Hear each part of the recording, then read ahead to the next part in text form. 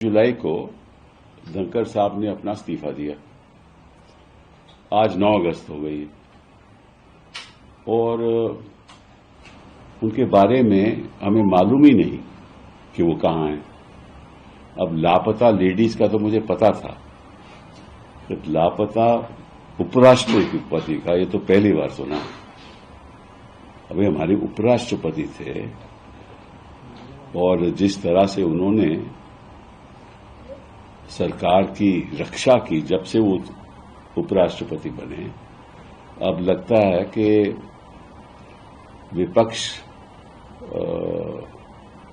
को उनकी सुरक्षा करनी पड़ेगी। कहाँ हैं धनखड़ साहब? मैंने खुद पहले दिन उनको फोन किया था, उनके पीएस ने उठाया फोन, कहा कि वो आराम कर रहे हैं।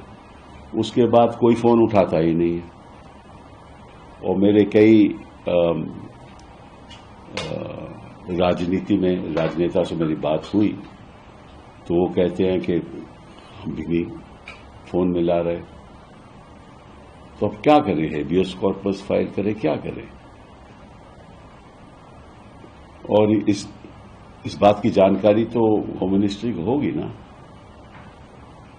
तो अमित शाह जी को एक बयान देना चाहिए, पब्लिक बयान, कि कहाँ है, क्योंकि आपको मालूम है उनकी तबीयत भी ठीक नहीं थी। तो ऐसा तो नहीं कि कहीं वो इलाज करवा रहे हैं, कहाँ हैं। उनके कोई परिवार के लोगों ने भी नहीं कुछ कहा।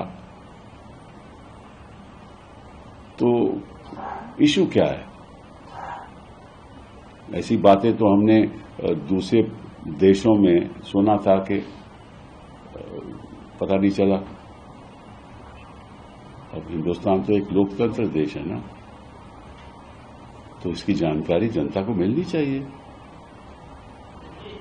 मेरे उनके साथ इतने अच्छे व्यक्तिगत संबंध थे। मेरे साथ हम भी वकील भी इकट्ठे थे, हमने कई केसेस भी आर्ग्यू किए। तो मुझे तो फिक्र है। अब ऐसे मामले में मैं कहीं जाना भी नहीं चाहता। वो एफआईआर लिखवा दूं, किसी को बोलूं, ये भी नहीं अच्छा लगता। और उनकी तरफ से भी कोई सूचना नहीं है। ये भी अजीब बात है कि उनके दोस्त हैं, उनके कई परिवार के लोग होंगे, दोस्त होंगे, कोई चर्चा ही नहीं है।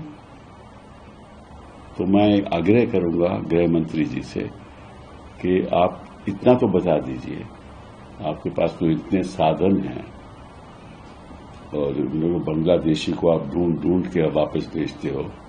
ये तो हमारे उपराष्ट्रपति जी हैं, इनका तो आपको मालूम होगा कि कहाँ है। तो प्लीज एक बयान दे दीजिए और अगर ठीक ठाक है तो वो भी बता दीजिए।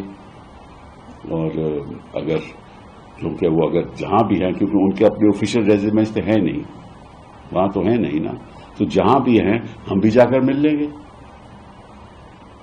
क्योंकि जो उपराष्ट्रपति के नए चुनाव हैं वो तो उनमें तो थोड़ी देरी है ना, अभी सितंबर में होंगे। तो सितंबर से पहले हमारी मुलाकात हो जाए तो अच्छा रहेगा ना, कि हम भी कहेंगे कि वो सुरक्षित है, सब ठीक ठाक है और स्वस्थ हैं। ये जरूरी है, क्योंकि कोई ऐसा हिंदुस्तान के इतिहास में आज तक नहीं हुआ। पहले तो इस तरह से कोई इस्तीफा नहीं दिया किसी ने, और फिर उसके बाद मालूम ही नहीं कहाँ है। तो मुझे थोड़ा फिक्र है। बहुत बहुत धन्यवाद।